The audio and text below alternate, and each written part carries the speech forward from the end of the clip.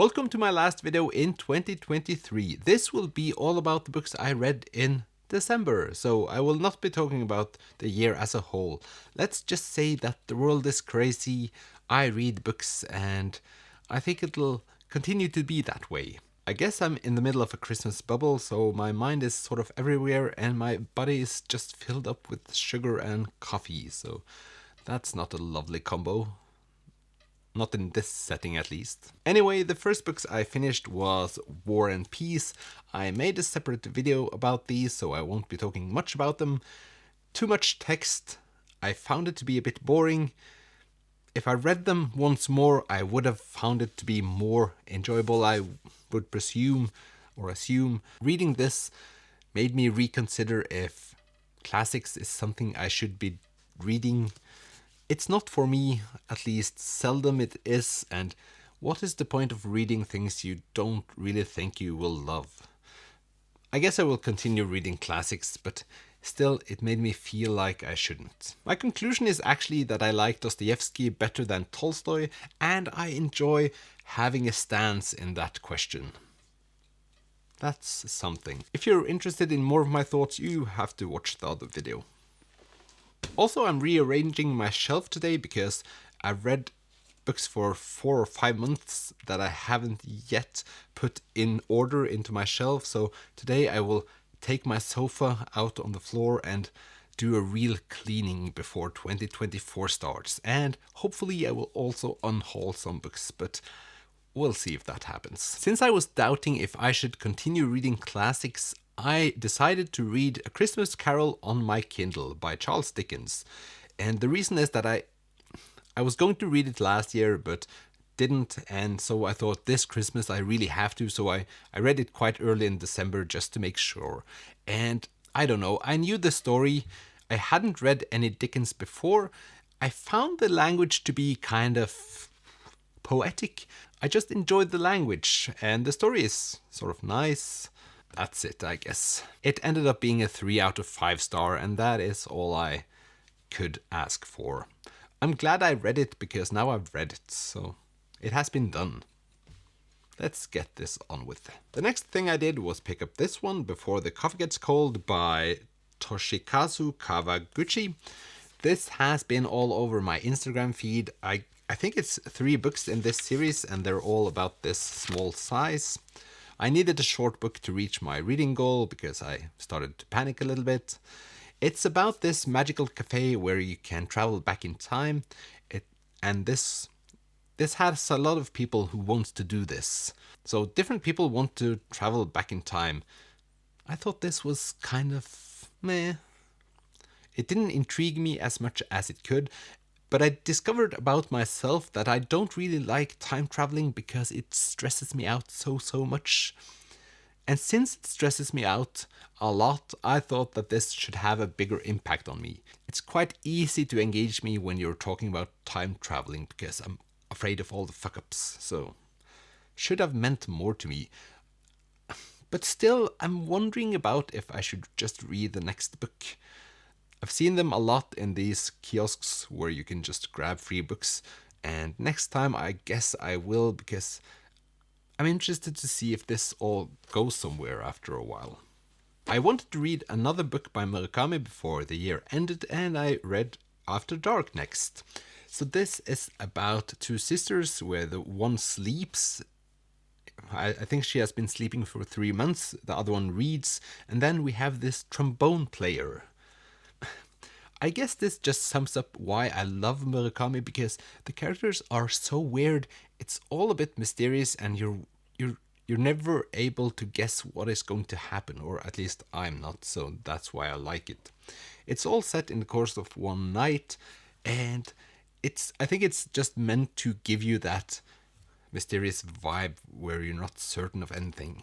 And I love this as well. So Murakami hasn't disappointed me yet. I'm just waiting for it to happen. Then I went to get Let's Explore Diabetes with Owls by David Sedaris. I think the name David Sedaris first showed up when I was listening to the New Yorker Booker podcast. he seemed like a weird guy and a funny one, so I decided to pick up this at some point. And I think I would say that the title perfectly sums up what the book is about, because otherwise it's impossible to say. I think I read somewhere that this form of writing is called narrative essays, and I was wondering, are these things that have happened to the main character, or is he just making up these stories to make a point? Either way, I started. So if you're wondering about reading this, it's really weird, but I laughed out loud several times, so I guess it ended up being a positive experience for me. I think in the beginning it was a bit too unusual to me, and then I became comfortable with the writing style and ended up liking it. So it was sort of a journey for me, if that explains it a bit. The next book I decided to listen to is a book that came out last year and just became hugely popular here in Norway. It's called American Carmageddon, Thoughts About My Damned Country, I guess.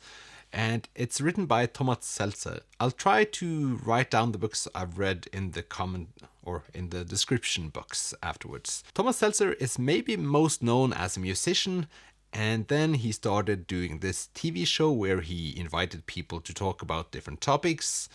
He is born in the US and his family moved here after a while. He seems very interested in politics and the world around him, and he has a lot of thoughts. I think the reason why I liked him initially was that I felt like his heart was in the right place, so he always tried to stand up for the weak part, I guess. And this book is him trying to explain why he thinks the US is the way it is. For those of you watching that are American, I can just say that I think we all as Europeans are very interested in what you all are doing over there, because it affects us very much, and this book sort of proves it. I enjoyed reading this quite a lot. He talks about his family and how they are living now and how they lived before. So do they still have jobs? What are they doing? And what crazy things have they been up to? It's really difficult to explain this book. It's just him traveling around the US, visiting old relatives and talking to different people and sort of summing up his own thoughts about the whole thing. It's not very, what's the word? It doesn't have a lot to do with science, but I enjoyed that read very much. Still hasn't been translated to English or any other language, but maybe it will. I'm hoping it will, and it has, as I said, been hugely popular in this country, so there might be a chance. The next book I decided to read, I also considered reading last year for Christmas, and it's Tonje Glimmerdal by Parr. The reason why I considered it is because of the cover, I guess, her skiing. It's about Tonje. She is living in this valley, kind of remote valley, and she's the only child there. I was surprised of how much I loved it, and I cried quite a bit. So it really affected me in the good way that children's literature can do when they sort of just exaggerate the happy and the sad feelings a lot. And often they miss quite a bit, but this one really hit the spot. This has actually been translated to 15 languages. I truly understand why, and there are more books in this series that I will read at some point. I think the reason why I loved it is how they balance the childishness and the grown-up topics, because there are a lot of them, but they're handled in a perfect way, I would say. Yeah. Then I decided to listen to a book by Erlend Loe called Doppler. This is about a middle-aged guy who has abandoned his family to go and live in a tent outside of Oslo, where he shoots an elk, then befriends the elk's cub, is that the word? And he's addicted to milk. It is as weird as it sounds, and it's just delightful. Erlend Loe's stories are weird, and this is no exception. I loved the main character. He's just truly a character. And Erlend Loe himself reads the story in the audiobook, and he has this very slow and sort of mundane voice that just fits perfectly into the main character, and that's also a bit fun. I thought I'd not speak more about this novel, because if I talk more about the things that happen. I might spoil it for you, and if you haven't read Erlend Loe before, I can recommend it. They're short, they're funny, and if you're a bit weird yourself, I think you'll enjoy them even more. I did, at least. Then we have sort of come to the last segment in this video, and I finally picked up Harry Potter and the Philosopher's Stone. Or actually, I'm now currently working my way through book number 3, but I decided what is more like Christmassy than the Harry Potter books. I've not read them before, but I've watched the movies. I guess I've watched all of them about between 10 and 15 times, I would say.